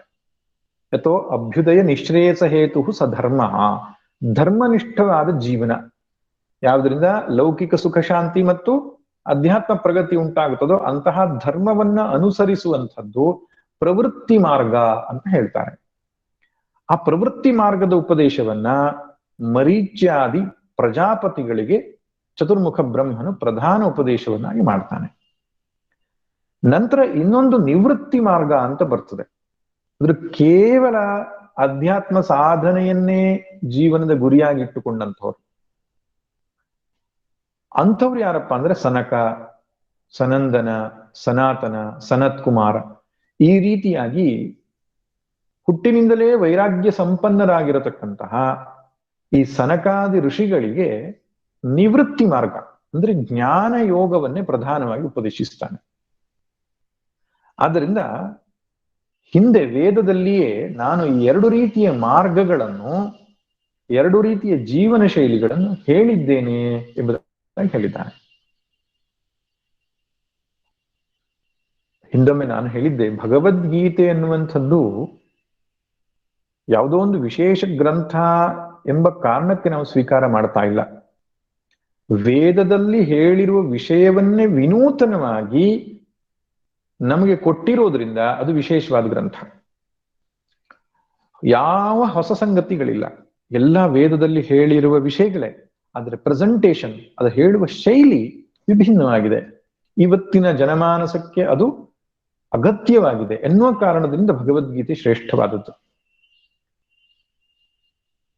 ಭಗವಂತ ವೇದದಲ್ಲಿ ಹೇಳಿರುವ ಈ ಸಂಗತಿಯನ್ನೇ ಮತ್ತೊಮ್ಮೆ ಅರ್ಜುನಿಗೆ ಬೋಧಿಸ್ತಿದ್ದಾನೆ. ಎರಡು ನಿಷ್ಠೆಗಳಿವೆ ಅರ್ಜುನ ಅಂತ. ಇಲ್ಲಿ ನಿಷ್ಠಾ ಅನ್ನುವ ಶಬ್ದಕ್ಕೆ ಅರ್ಥ ಜೀವನ ಶೈಲಿ ಅಂತ, ಲೈಫ್ ಸ್ಟೈಲ್. ಎರಡು ರೀತಿಯ ಜೀವನ ಶೈಲಿಗಳನ್ನ, ಅಥವಾ ಪ್ರಾಚೀನ ಭಾಷೆಯನ್ನು ಬಳಸಬೇಕು ಅಂದ್ರೆ ಆಶ್ರಮ ವ್ಯವಸ್ಥೆ. ಒಂದು ಗೃಹಸ್ಥಾಶ್ರಮ ಪ್ರಧಾನವಾದಂತಹ ವ್ಯವಸ್ಥೆ, ಅದಕ್ಕೆ ಪ್ರವೃತ್ತಿ ಮಾರ್ಗ ಅಂತ ಹೇಳ್ತಾರೆ. ಇನ್ನೊಂದು ಸನ್ಯಾಸಾಶ್ರಮ ಪ್ರಧಾನವಾದಂತಹ ಸಾಧನಾ ವ್ಯವಸ್ಥೆ, ಅದಕ್ಕೆ ನಿವೃತ್ತಿ ಮಾರ್ಗ ಅಂತ ಹೇಳ್ತಾರೆ. ಪ್ರವೃತ್ತಿ ಮಾರ್ಗ, ನಿವೃತ್ತಿ ಮಾರ್ಗ. ಅದಕ್ಕೆ ಇಲ್ಲಿ ಬಳಸಿರುವ ಶಬ್ದ ಏನು ಭಗವದ್ಗೀತೆಯಲ್ಲಿ? ಯೋಗನಿಷ್ಠೆ, ಸಾಂಖ್ಯನಿಷ್ಠೆ ಅಂತ. ಸಾಂಖ್ಯ ಅಂದ್ರೆ ಸನ್ಯಾಸ ಅಂತ, ಯೋಗ ಅಂದ್ರೆ ಪ್ರವೃತ್ತಿ ಮಾರ್ಗ, ಗೃಹಸ್ಥಾಶ್ರಮ ಎಂಬ ಅರ್ಥದಲ್ಲಿ ತೆಗೆದುಕೊಳ್ಳಬೇಕು. ಈ ಎರಡು ರೀತಿಯ ಜೀವನ ಶೈಲಿಗಳನ್ನು ನಾನು ಕೊಟ್ಟಿದ್ದೇನೆ. ಅಲ್ಲ, ಅರ್ಜುನ ಕೇಳಿದ ಪ್ರಶ್ನೆ ಒಂದು, ನೀವು ಉತ್ತರ ಕೊಡ್ತಿರೋದು ಒಂದಾಯ್ತಲ್ಲ. ಇವಾಗ ಅರ್ಜುನ ಏನು ಪ್ರಶ್ನೆ ಕೇಳಿದ್ದಾನೆ? ಕರ್ಮಯೋಗವೋ ನನಗೆ, ಜ್ಞಾನ ಯೋಗವೋ, ಎರಡರಲ್ಲೂ ಒಂದನ್ನು ಹೇಳು ಅಂತ. ಭಗವಂತ ಹೇಳ್ತಾನೆ, ನಿನಗೆ ಆಯ್ಕೆ ಇರುವುದು ಯೋಗದಲ್ಲ, ನಿನಗೆ ಆಯ್ಕೆ ಇರುವುದು ಜೀವನ ಶೈಲಿಯಲ್ಲಿ ಅಂತ. ಬಹಳ ಮುಖ್ಯವಾದ ಮಾತು, ಗಮನಿಸಬೇಕು. ಒಟ್ರಾಶಿಯಾಗಿ ಉತ್ತರ ಕೊಟ್ಟಿಲ್ಲ ಭಗವಂತ, ಸಾಕಷ್ಟು ಚಿಂತನೆ ಮಾಡಿ ಉತ್ತರ ಕೊಡ್ತಾನೆ. ಅರ್ಜುನ, ನೀನು ಆಯ್ಕೆ ಮಾಡಬೇಕಾದದ್ದು ಕರ್ಮಯೋಗವೋ ಜ್ಞಾನಯೋಗವೋ ಎಂಬುದಲ್ಲ, ನೀನು ಆಯ್ಕೆ ಮಾಡಬೇಕಾದದ್ದು ಪ್ರವೃತ್ತಿ ಮಾರ್ಗವೋ ನಿವೃತ್ತಿ ಮಾರ್ಗವೋ ಎಂಬುದಾಗಿ ಅಂತ ಹೇಳ್ತಾನೆ. ಇದಕ್ಕೆ ಏನರ್ಥ ನೋಡಿ. ನಾನು ಯಾವ ಸಾಧನೆ ಮಾಡ್ಲಿ ಅಂತ ಜನ ಕೇಳ್ತಾರಲ್ಲ, ಕರ್ಮಯೋಗ ಮಾಡ್ಲಿಯೋ ಜ್ಞಾನ ಯೋಗ ಮಾಡ್ಲಿಯೋ ಅಂತ. ಇದರಲ್ಲಿ ಆಯ್ಕೆ ಇಲ್ಲ. ಪ್ರತಿಯೊಬ್ಬರೂ ಕೂಡ, ಮೋಕ್ಷಕ್ಕೆ ಹೋಗುವ ಪ್ರತಿಯೊಬ್ಬನೂ ಕೂಡ ಕರ್ಮಯೋಗವನ್ನೂ ಮಾಡಬೇಕು, ಜ್ಞಾನ ಯೋಗವನ್ನೂ ಮಾಡಬೇಕು. ಕರ್ಮಯೋಗದ ಉದ್ದೇಶವೇ ಬೇರೆ, ಜ್ಞಾನ ಯೋಗದ ಉದ್ದೇಶವೇ ಬೇರೆ. ಕರ್ಮಯೋಗದ ಉದ್ದೇಶ ಅಂತಃಕರಣದಲ್ಲಿರುವ ಅಶುಚಿಯನ್ನ ದೂರ ಮಾಡಿ, ಮಲವನ್ನ ದೂರ ಮಾಡಿ ಮನಸ್ಸನ್ನು ಶುದ್ಧ ಮಾಡುವುದು ಅದರ ಕೆಲಸ. ಜ್ಞಾನಯೋಗದ ಕೆಲಸ ಜ್ಞಾನವನ್ನ ಪಡೆದುಕೊಂಡು ಪರಬ್ರಹ್ಮನಲ್ಲಿ ನೆಲೆ ನಿಲ್ಲುವಂಥದ್ದು. ಇದೆರಡರ ಕೆಲಸಗಳು ಬೇರೆ ಬೇರೆ. ಎರಡೂ ಕರ್ಕೊಂಡು ಹೋಗೋದು ಮೋಕ್ಷಕ್ಕೆ, ಆದ್ರೆ ಇದು ಎರಡೂ ಅನಿವಾರ್ಯವಾಗ್ತದೆ ಒಬ್ಬ ಸಾಧಕನಿಗೆ. ಈಗ ಕೈ ತೊಳಿಬೇಕೋ ಊಟ ಮಾಡಬೇಕು ಅಂತ ಕೇಳಿದ್ರೆ ಏನ್ ಹೇಳ್ಬೇಕು? ಕೈ ತೊಳಿಲೋ ಊಟ ಮಾಡ್ಲೋ ಅಂತ ಕೇಳಿದ್ರೆ ಕೈ ತೊಳಿ ಮೊದಲು, ನಂತರ ಊಟ ಮಾಡು ಅಂತ ಹೇಳ್ಬೇಕಾಗ್ತದೆ. ಬರೀ ಕೈ ತೊಳಿ ಅಂದ್ರೆ ಕೈ ತೊಳ್ಕೊಂಡು ಹೊರಟೋಗ್ತಾನೆ, ಪ್ರಯೋಜನ ಇರಲ್ಲ. ಕರ್ಮಯೋಗ ಬರೀ ಕರ್ಮಯೋಗವನ್ನು ಮಾಡಿ ಚಿತ್ತಶುದ್ಧಿಯನ್ನು ಪಡ್ಕೊಳ್ತಾನೆ, ಹೊರಟೋಗ್ತಾನೆ. ಅದಕ್ಕೆ ಎಷ್ಟೋ ಸಲ ನಮ್ಮ ಸಾಧನೆಯಲ್ಲಿ ಒಂದೇ ಹಂತದಲ್ಲಿ ನಾವು ನಿಲ್ಲೋದಕ್ಕೆ ಕಾರಣ ಏನಂದ್ರೆ ಈಗ ಸರಿಯಾದ ತಿಳುವಳಿಕೆ ಇಲ್ಲ. ಪೂಜೆ ಯಾಕೆ ಮಾಡ್ಬೇಕು? ಪೂಜೆ ಮಾಡಬೇಕು ಸಾಯೋ ಕೊನೆ ತನದರು. ಆ ಪೂಜೆಯಲ್ಲಿಯೇ ವಿಸ್ತಾರವಾದಂತಹ ಏನು, ನಾವು ಇಷ್ಟ ದೇವರ ಪೂಜೆಯನ್ನೇ ಸಮಷ್ಟಿ ಸೃಷ್ಟಿಯಲ್ಲಿ ಆ ದೇವರನ್ನ ಕಾಣತಕ್ಕಂತಹ ವಿಶ್ವರೂಪದ ಉಪಾಸನೆಗೆ ಹೋಗ್ಬೇಕು, ಅಲ್ಲಿಂದ ನಿರ್ಗುಣ ಉಪಾಸನೆಗೆ ಹೋಗ್ಬೇಕು. ಈ ಚಿಂತನೆ ನಿಮ್ಗೆ ಬರಲ್ಲ, ಯಾವುದೋ ಒಂದು ಹಂತಕ್ಕೆ ನಿಂತು ಬಿಡ್ತೇವೆ. ಸರಿಯಾದ ಚಿಂತನೆ ಇಲ್ಲದಿದ್ದಾಗ ಹೀಗಾಗೋದು. ಕರ್ಮ ಯೋಗವನ್ನ ಮಾಡಿ ನಂತರ ಜ್ಞಾನ ಯೋಗವನ್ನ ಮಾಡಬೇಕು. ಆದ್ರಿಂದಲೇ ಭಗವಂತ ಜ್ಞಾನ ಯೋಗವನ್ನು ಹೊಗಳಿದರೂ ಕೂಡ ಅರ್ಜುನಿಗೆ ನೀನು ಕರ್ಮಯೋಗವನ್ನು ಮಾಡುವಂತ ಯಾಕೆ ಹೇಳ್ತಾನೆ? ಚಿತ್ತಶುದ್ಧಿ ಇಲ್ಲದೆ ಮೋಕ್ಷ ಪ್ರಾಪ್ತಿ ಆಗುವುದಿಲ್ಲ. ಜ್ಞಾನ ಯೋಗಕ್ಕೆ ಹೋಗುವುದಕ್ಕೆ ಅಧಿಕಾರಿಯಾಗಬೇಕಾದ್ರೆ ಸಾಕಷ್ಟು ಚಿತ್ತಶುದ್ಧಿ ಆಗಬೇಕು. ಆದ್ರೂ ಒಬ್ಬ ಶ್ರವಣ ಮನನವನ್ನು ಮಾಡ್ತಾನೆ ಅಂತ ಇಟ್ಕೊಳ್ಳಿ, ಚಿತ್ತಶುದ್ಧಿ ಆಗ್ಲಿಲ್ಲ, ಆ ಜ್ಞಾನವು ಏನು ಫಲವನ್ನು ಕೊಡಬೇಕಿತ್ತೋ ಆ ಫಲ ಪ್ರಾಪ್ತಿ ಆಗೋದಿಲ್ಲ. ಅದಕ್ಕೆ ಎಷ್ಟೋ ಜನ ಪ್ರಶ್ನೆ ಕೇಳ್ತಾರೆ, ಇಷ್ಟು ಶ್ರವಣ ಮಾಡಿದ್ರು, ಇಷ್ಟು ವರ್ಷಗಳ ಎಷ್ಟೆಷ್ಟೋ ಉಪನ್ಯಾಸಗಳನ್ನು ಕೇಳಿದ್ರು, ಯಾವ ಬದಲಾವಣೆಗಳು ನಮ್ಮಲ್ಲಿ ಆಗುವುದಿಲ್ವಲ್ಲ ಯಾಕೆ ಅಂತ. ನಾವು ವೇದ ಹೇಳಿದ ರೀತಿಯಲ್ಲಿ ಪ್ರವೇಶಿಸಿದರೆ ನಿಶ್ಚಿತವಾಗಿ ಆಗತ್ತೆ. ಚಿತ್ತ ಶುದ್ಧಿ ಇಲ್ಲದೇನೆ ಶ್ರವಣವೂ ಸಿದ್ಧಿಸುವುದಿಲ್ಲ, ಮನನವೂ ಸರಿಯಾಗಿ ಆಗುವುದಿಲ್ಲ, ನಿಧಿಧ್ಯಾಸನವಂತೂ ದೂರದ ಮಾತೆ ಆಗಿಬಿಡ್ತದೆ. ಅದಕ್ಕೆ ಆಮೇಲೆ ಕೆಲವರು ಚಿತ್ತಶುದ್ಧಿಯ ಸಾಧನೆ ಅಷ್ಟೇ ಮಾಡ್ತಿರ್ತಾರೆ, ಜ್ಞಾನ ಯೋಗಕ್ಕೆ ಬರೋದೇ ಇಲ್ಲ. ಅದು ಒಂದು ರೀತಿಯ ವಿಡಂಬನೆ ಆಗುತ್ತದೆ. ಇದೆರಡೂ ಅನಿವಾರ್ಯ. ಹಾ, ಈಗ ಭಗವಂತ ಹೇಳ್ತಾ ಇರುವ ವಿಷಯಕ್ಕೆ ಬರೋಣ.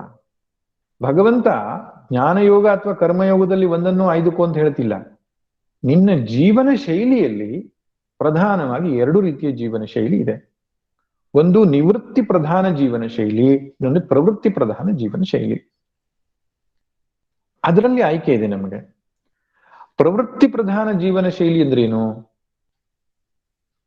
ಜೀವನದ ಸಂಸಾರಿಯ ಜೀವನದ ಒಂದು ಎಲ್ಲ ಉಪಭೋಗಗಳನ್ನು ಇಟ್ಟುಕೊಂಡು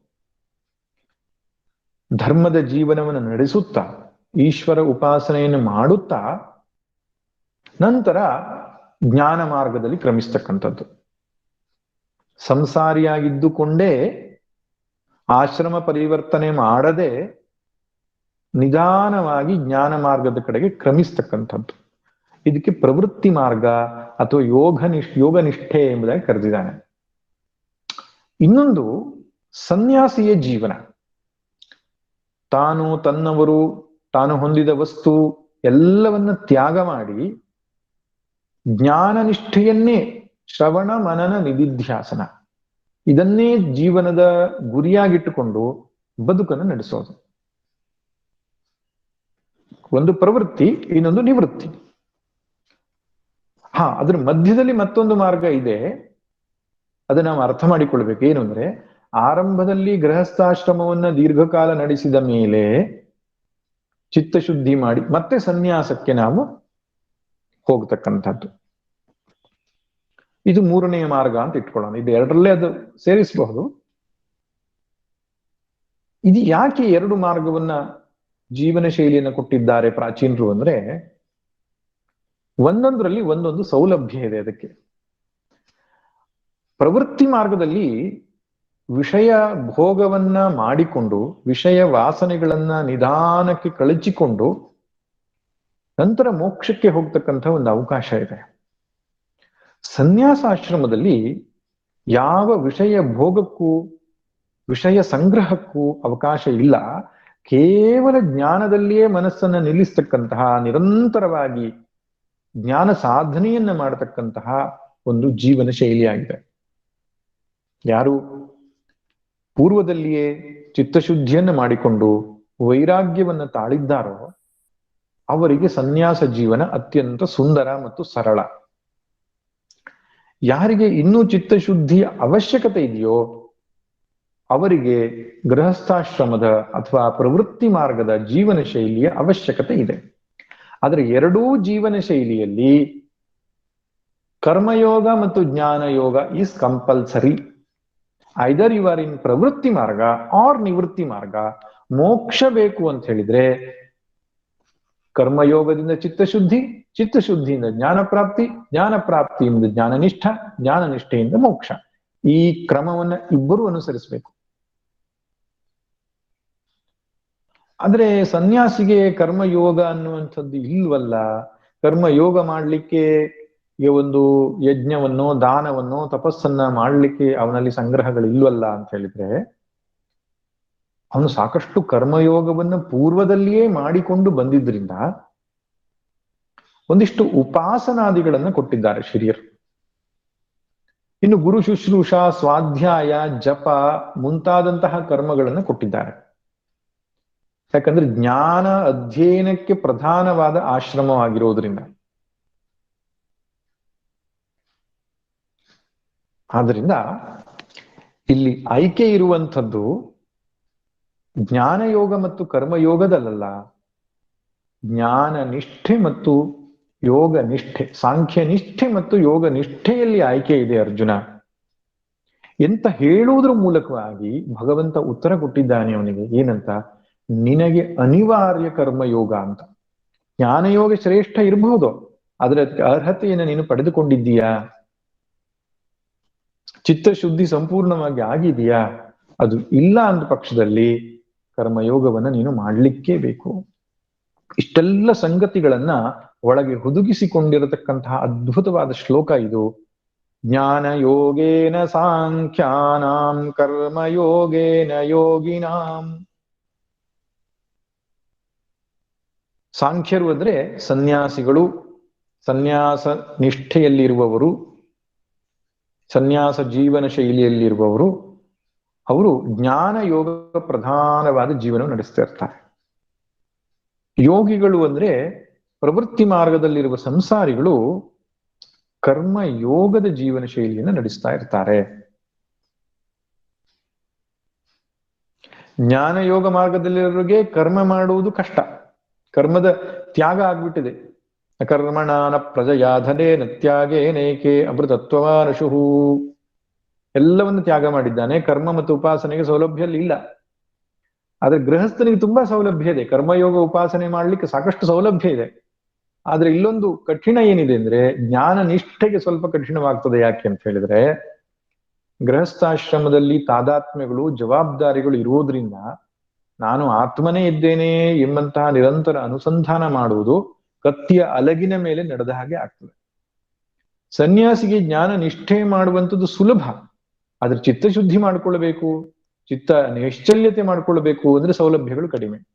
ಅದರಿಂದ ಎರಡೂ ಆಶ್ರಮಗಳಲ್ಲಿ ತನ್ನದೇ ಆದಂತಹ ಅನುಕೂಲ ಮತ್ತು ಪ್ರತಿಕೂಲಗಳಿವೆ. ಅದರಿಂದ ಯಾರು ಯಾವುದಕ್ಕೆ ಅರ್ಹರಾಗಿದ್ದಾರೋ ಆ ಮಾರ್ಗವನ್ನು ಆಯ್ದುಕೊಳ್ಳುವುದು ಸೂಕ್ತ ಎಂಬುದಾಗಿ ಭಗವಂತ ಉಪದೇಶವನ್ನು ಕೊಟ್ಟಿದ್ದಾನೆ.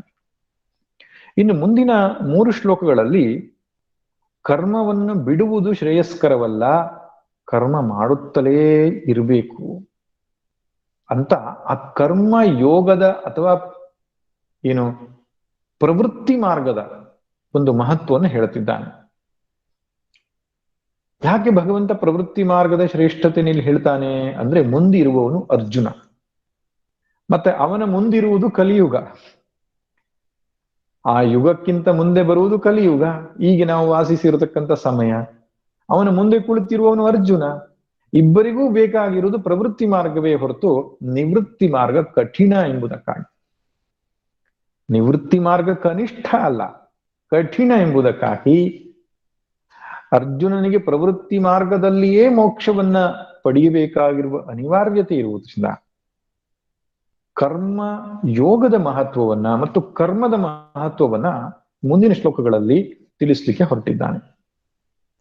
ನ ಕರ್ಮಣಾಮನಾರಂಭಾತ್ ನೈಷ್ಕರ್ಮ್ಯಂ ಪುರುಷೋಷ್ಣುತೆ ನ ಚ ಸನ್ಯಸನಾದೇವ ಸಿದ್ಧಿಂ ಸಮಧಿಗಚ್ಚತಿ. ಹೇ ಅರ್ಜುನ, ಕರ್ಮವನ್ನ ಮಾಡದೇ ಇರುವುದರಿಂದ ನೈಷ್ಕರ್ಮ್ಯ ಸಿದ್ಧಿ ಆಗುವುದಿಲ್ಲ. ಸನ್ಯಾಸ ಮಾಡುವುದರಿಂದಲೂ ಕೂಡ ಮೋಕ್ಷ ಸಿಗುವುದಿಲ್ಲ ಅಂತ ಹೇಳ್ತಾನೆ. ಸ್ವಲ್ಪ ಗೊಂದಲಮಯವಾದಂತಹ ವಾಕ್ಯದ ಕಾಣ್ತದೆ. ಒಬ್ಬ ವ್ಯಕ್ತಿ ಯೋಚನೆ ಮಾಡ್ತಾನೆ, ಕರ್ಮ ಮಾಡಿದ್ರಿಂದ ಬಂಧನ ಅಲ್ವೇ? ಕಾಮ್ಯ ಕರ್ಮಗಳು ನಿತ್ಯ ನೈಮಿತ್ತಿಕ ಅಂತೆ ಬೇರೆ ಬೇರೆ ಕರ್ಮಗಳನ್ನೆಲ್ಲ ಕೊಟ್ಟಿದಾರಲ್ಲ, ಅದೆಲ್ಲ ಮಾಡಿದ್ರೆ ಬಂಧನ. ಕರ್ಮವೇ ಮಾಡಲ್ಲ ನಾನು, ಅದರಿಂದ ನನಗೆ ಮೋಕ್ಷ ಸಿಗಲ್ವೇ? ಕರ್ಮ ಮಾಡಿದ್ರೆ ಕರ್ಮ ಬಂಧನ, ಕರ್ಮವೇ ಮಾಡದಿದ್ರೆ ಬಂಧನ ಇಲ್ಲ, ಅದರಿಂದ ಮೋಕ್ಷ ಇಲ್ಲ. ಹಾಗಲ್ಲ, ಕರ್ಮವನ್ನ ಆರಂಭ ಮಾಡದೇ ಇರುವವನಿಗೆ ನೈಷ್ಕರ್ಮ್ಯ ಸಿದ್ಧಿಸುವುದಿಲ್ಲ. ಪುರುಷ ಅಶ್ನುತೆ, ಪುರುಷ ಅಂದ್ರೆ ಸಾಧಕನು ಪಡೆಯುವುದಿಲ್ಲ ಅಂತ ಹೇಳ್ತಾನೆ. ಈ ನೈಷ್ಕರ್ಮ್ಯ ಎಂಬ ಶಬ್ದಕ್ಕರ್ಥ ಮೋಕ್ಷ. ಅಂದ್ರೆ ಮುಕ್ತನೊಬ್ಬನು ಕರ್ಮವನ್ನ ಮಾಡಿದರೂ ಮಾಡದ ಹಾಗೆ ಇರುವುದರಿಂದ ಅದು ನೈಷ್ಕರ್ಮ್ಯ ಸ್ಥಿತಿ ಅಂತ ಹೇಳ್ತಾರೆ. ಮೋಕ್ಷದ ಸ್ಥಿತಿಯಲ್ಲಿ ಅವನಿಂದ ಯಾವ ಕರ್ಮವೂ ಘಟಿಸುವುದಿಲ್ಲಂತೆ ಜೀವನ್ಮುಕ್ತನಿಂದ. ಯಾಕೆ? ಕರ್ತೃತ್ವ ಭೋಕ್ತೃತ್ವ ಎರಡೂ ಹೊರಟೋದ ಮೇಲೆ ಕರ್ಮ ಉಂಟಾಗುವುದು ಎಲ್ಲಿ? ಆದ್ರಿಂದ ಆ ಮೋಕ್ಷ ಸ್ಥಿತಿಯನ್ನ ನೈಷ್ಕರ್ಮ್ಯ ಎಂಬ ಶಬ್ದದಿಂದ ಕರೆದಿದ್ದಾರೆ. ನಿಷ್ಕರ್ಮತೆ. ಸುರೇಶ್ವರಾಚಾರ್ಯರು ಒಂದು ಗ್ರಂಥವನ್ನೇ ಬರೆದಿದ್ದಾರೆ, ನೈಷ್ಕರ್ಮ್ಯ ಸಿದ್ಧಿ ಅಂತ. ಅದಕ್ಕೆ ಮೋಕ್ಷ, ಕೈವಲ್ಯ, ನಿರ್ವಾಣ, ಮತ್ತೆ ಅಪವರ್ಗ ಈ ಮುಂತಾದ ಶಬ್ದಗಳಿಂದ ಕರೆದಿದ್ದಾರೆ. ಕರ್ಮ ಮಾಡದೇ ಇರುವುದರಿಂದ ಮೋಕ್ಷ ಇಲ್ಲ. ನಚ ಸನ್ಯಸನಾದ್ ಏವ ಸಿದ್ಧಿಂ ಸಮಧಿ ಗಚ್ಚತಿ. ಇಲ್ಲಿ ಸಿದ್ಧಿಂ ಎಂದ್ರೆ ಮೋಕ್ಷ ಅಂತ ಅರ್ಥ. ಕೇವಲ ಸನ್ಯಾಸದಿಂದಲೇ ಮೋಕ್ಷವು ಸಿಗುವುದಿಲ್ಲ ಅಂತ ಹೇಳ್ತಾನೆ. ಇದು ಬಹಳ ಚಿಂತನೆ ಮಾಡಬೇಕಾದ ವಿಷಯ ಅಂತ ಆಯ್ತು ಇವಾಗ. ಸನ್ಯಾಸ ಮಾಡುವುದರಿಂದ ಮೋಕ್ಷ ಸಿಗಲ್ಲ ಅಂತ ಹೇಳ್ಬಿಟ್ಟಿದ್ದಾನಲ್ಲ ಭಗವಂತ. ಹಾಗಾದ್ರೆ ಸನ್ಯಾಸ ಮಾಡದೇ ಇರುವುದೇ ಉತ್ತಮ? ಹಾಗಲ್ಲ. ಶ್ರುತಿ ವಾಕ್ಯಕ್ಕೆ ವಿರೋಧವಾಗಿ ಯಾವುದೂ ಭಗವಂತ ಹೇಳೋಲ್ಲ, ನೆನಪಿಟ್ಟುಕೊಳ್ಬೇಕು. ಶ್ರುತಿ ತ್ಯಾಗೇನ ಏಕೆ ಅಮೃತತ್ವ ಮಾನಶುಹು ಅಂತ ಹೇಳಿದ ಮೇಲೆ ಸನ್ಯಾಸದಿಂದಲೇ ಮೋಕ್ಷ ಅಂತ ಹೇಳ್ಬಿಟ್ಟಿದೆ ಶ್ರುತಿ. ಹಾಗಾದ್ರೆ ಸನ್ಯಾಸದಿಂದ ಮೋಕ್ಷ ಸಿಗಲ್ಲ ಅಂತ ಭಗವಂತ ವಿರುದ್ಧವಾಗಿ ಮಾತಾಡ್ದಾಗಾಯ್ತಲ್ಲ. ಅಂದ್ರೆ ನಚ ಸನ್ಯಸನಾದ್ ಏವ, ಸನ್ಯಸನಾದ್ ಏವ, ಇಲ್ಲಿ ಏವ ಶಬ್ದ ಬಹಳ ಮುಖ್ಯ. ಅಂದ್ರೆ ಕೇವಲ ಸನ್ಯಾಸ ತ್ಯಾಗ ಮಾಡಿದ ಮಾತ್ರಕ್ಕೆ ಜ್ಞಾನ ಇಲ್ಲದೆ ಮೋಕ್ಷ ಇಲ್ಲ. ಎಷ್ಟೋ ಸಲ ತ್ಯಾಗ ಮಾಡಿಬಿಡ್ತಾನೆ ಮನುಷ್ಯ. ನಾನು ಉತ್ತರ ಭಾರತದ ಯಾತ್ರೆಗಳಲ್ಲೆಲ್ಲ ಹೋದಾಗ ನಾನು ನೋಡ್ತೇನೆ, ಅವರು ಒಂದು ಆಶ್ರಮಕ್ಕೆ ಹೋಗಿ ಸನ್ಯಾಸ ತೆಗೆದುಕೊಂಡು ಬಿಡ್ತಾರೆ. ಆದ್ರೆ ಜ್ಞಾನದ ಅಧ್ಯಯನ ಸ್ವಾಧ್ಯಾಯಕ್ಕೆ ತಮ್ಮ ಮನಸ್ಸನ್ನು ಕೊಡುವುದಿಲ್ಲ. ಯಾವುದೋ ಒಂದು ಆಶ್ರಮದ ವ್ಯವಸ್ಥೆಯಲ್ಲಿ ಮ್ಯಾನೇಜರ್ ಆಗಿಯೋ ಅಲ್ಲಿ ವ್ಯವಸ್ಥಾಪಕರಾಗಿಯೋ ತಮ್ಮ ಜೀವನವನ್ನು ಕಳೀತಾರೆ. ಅದು ಕೇವಲ ಸನ್ಯಾಸ ಮಾಡಿದ್ದೇನೆ ಅನ್ನುವ ಕಾರಣಕ್ಕೆ ಮೋಕ್ಷವಿಲ್ಲ. ಜ್ಞಾನವೇ ಸನ್ಯಾಸದ ಲಕ್ಷಣ. ಒಬ್ಬ ಸನ್ಯಾಸಿ ಎಂಬ ಶಬ್ದಕ್ಕೆ ಅರ್ಥ ಏನು? ಅಧ್ಯಾತ್ಮ ಜ್ಞಾನ ನಿಷ್ಠನಾಗಿರ್ಬೇಕು. ಕೇವಲ ಕಾಷಾಯ ದಂಡ ಮಾತ್ರದಿಂದ ಅವನಿಗೆ ಮೋಕ್ಷವಿಲ್ಲ. ಯಾಕೆ? ಜ್ಞಾನಾದೇವತು ಕೈವಲ್ಯಂ. ಸನ್ಯಾಸ ಒಂದು ಜೀವನ ಶೈಲಿ, it is A life style. ಜ್ಞಾನಕ್ಕೆ ಪೂರಕವಾದ ಜೀವನ ಶೈಲಿ. ಜ್ಞಾನವನ್ನೇ ಪಡೆಯದೆ ಕೇವಲ ಕಾಷಾಯ ದಂಡ ಮಾತ್ರದಿಂದ ಸನ್ಯಾಸ ಪ್ರಾಪ್ತಿ ಇಲ್ಲ ಎಂಬುದಾಗಿ ಹೇಳ್ತಾನೆ. ಅದರಿಂದ ಯಾಕೆ ಹೇಳ್ತಿದ್ದಾನೆ ಈ ಮಾತನ್ನ ಅಂದ್ರೆ, ಎಷ್ಟೋ ಸಲ ಹಾಗೆ ಆಗ್ತದೆ. ಸನ್ಯಾಸ ಪ್ರಾಪ್ತಿ ಆಗ್ತದೆ, ಆದ್ರೆ ಅದಕ್ಕೆ ಪೂರಕವಾದಂತಹ ಜ್ಞಾನಕ್ಕೆ ಪ್ರಯತ್ನಿಸುವುದಿಲ್ಲ ಸಾಧಕನಾದವನು. ಆಗದು ವ್ಯರ್ಥವಾಗ್ತದೆ. ವ್ಯರ್ಥವಾಗ್ತದೆ ಎಂಬ ಮಾತಿಗೆ ಅರ್ಥ ಕೇವಲ ಕಾಷಾಯ ದಂಡ ಮಾತ್ರೇನ ಯತಿ ಪೂಜ್ಯವನ ಸಂಶಯ ಅಂತ ಹೇಳಿದ್ದಾನೆ. ಕಾಷಾಯ ದಂಡ ಮಾತ್ರ ಇಟ್ಕೊಂಡು ತಪಸ್ಸಿನ ಜೀವನ ನಡೆಸಿದ್ರೆ ಸಾರ್ಥಕವಾಗ್ತದೆ, ಆದ್ರೆ ಮೋಕ್ಷವಾಗುವುದಿಲ್ಲ. ಮೋಕ್ಷ ಜ್ಞಾನದಿಂದಲೇ ಆಗುವಂಥದ್ದು. ಆದ್ದರಿಂದ ಅರ್ಜುನಿಗೆ ಭಗವಂತ ಹೇಳ್ತಿದ್ದಾನೆ, ಅದು ಕಠಿಣವಾದ ಮಾರ್ಗವಾದುದರಿಂದ ಕರ್ಮದ ಜೀವನವೇ, ಕರ್ಮಯೋಗದ ಜೀವನವೇ, ಪ್ರವೃತ್ತಿ ಮಾರ್ಗದ ಜೀವನವೇ ಶ್ರೇಯಸ್ಕರ ಎಂಬುದಾಗಿ ಭಗವಂತನು ಅರ್ಜುನಿಗೆ ಹೇಳಲಿಕ್ಕೆ ಹೊಂಟಿದ್ದಾನೆ. ಮುಂದಿನ ಶ್ಲೋಕದ ಚಿಂತನೆಯನ್ನ ಮುಂದಿನ ಗುರುವಾರ ಮಾಡಲಿಕ್ಕೆ ಪ್ರಯತ್ನ ಮಾಡೋಣ. ಸರ್ವೇ ಭವಂತು ಸುಖಿನಃ, ಸರ್ವೇ ಸಂತು ನಿರಾಮಯಾಃ, ಸರ್ವೇ ಭದ್ರಾಣಿ ಪಶ್ಯಂತು, ಮಾ ಕಶ್ಚಿತ್ ದುಃಖ ಭಾಗ್ ಭವೇತ್. ಓಂ ಶಾಂತಿ ಶಾಂತಿ ಶಾಂತಿ. ಹರಿ ಓಂ ಶ್ರೀ ಗುರುಭ್ಯೋ ನಮಃ. ಹರಿ ಓಂ. स्वामी जी नमस्ते। स्वामी जी